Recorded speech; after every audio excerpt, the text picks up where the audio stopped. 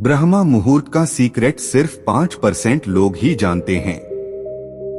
ब्रह्मा मुहूर्त के बारे में कुछ जानना चाहते हैं। जहां तक मुझे पता है, इसकी शुरुआत 3:30 बजे से होती है, लेकिन खत्म कब तक होता है, ये हम इस मुहूर्त का बेहतरीन फायदा कैसे ले सकते हैं? क्या इस समय ध्यान या कोई क्रिया व दोनों कर सकते हैं? 3:30 बजे का इस मुहूर्त के साथ क्या संबंध है और इसका क्या महत्व है?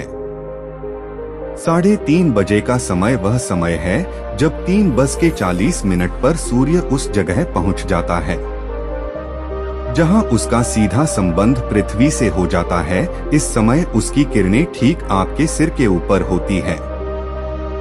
जब सूर्य की किरणें धरती के दोनों तरफ एक ही जगह पड़ती है, तो इंसान का सिस्टम एक खास तरीके से काम करने लगता है और तब एक संभावना बनती है। इस संभावना के इस्तेमाल करने को लेकर लोगों में जागरूकता रही है। वैसे तो सूर्य हमेशा आपके सिर के ऊपर ही होता है, लेकिन जब मैं कहता हूँ कि सूर्य ठीक आपके सिर पर है, तो इसका मतलब है उस समय वह आपके सिर पर लंबवत है।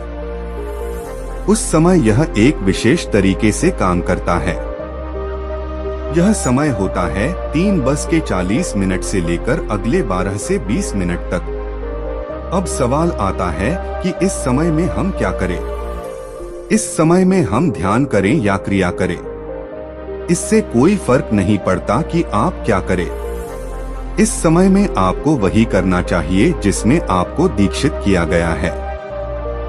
दीक्षा का मतलब यह नहीं है कि आपको कोई क्रिया सिखाई गई है। इसका मतलब है कि इस क्रिया से आपके सिस्टम को परिचित कराकर आपके सिस्टम में इसे बाकायदा स्थापित किया गया है। अगर आपके सिस्टम में एक जीवंत बीज पड़ चुका है और अगर आप ब्रह्मा मुहूर्त में जागकर कोई भी अभ्यास करने बैठते हैं, तो यह बीज आपको सबसे ज्यादा फल देगा। उसकी वजह है कि इस समय धरती आपके सिस्टम के अनुसार काम करती है। अगर आप खास तरीके से जागरूक हो जाते हैं, आपके भीतर एक खास स्तर की जागरूकता आ जाती है, तो आपको इस समय का सहज रूप से एहसास हो जाता है।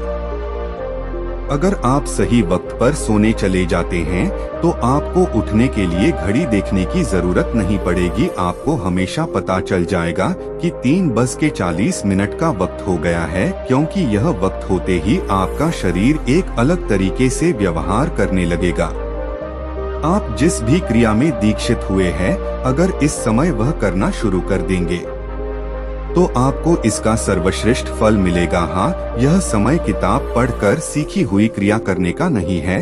आपके भीतर पड़ा वह बीज इस समय विशेष सहयोग मिलने से अंकुरित होने लगेगा या दूसरे समय की अपेक्षा ज्यादा तेजी से फूटेगा।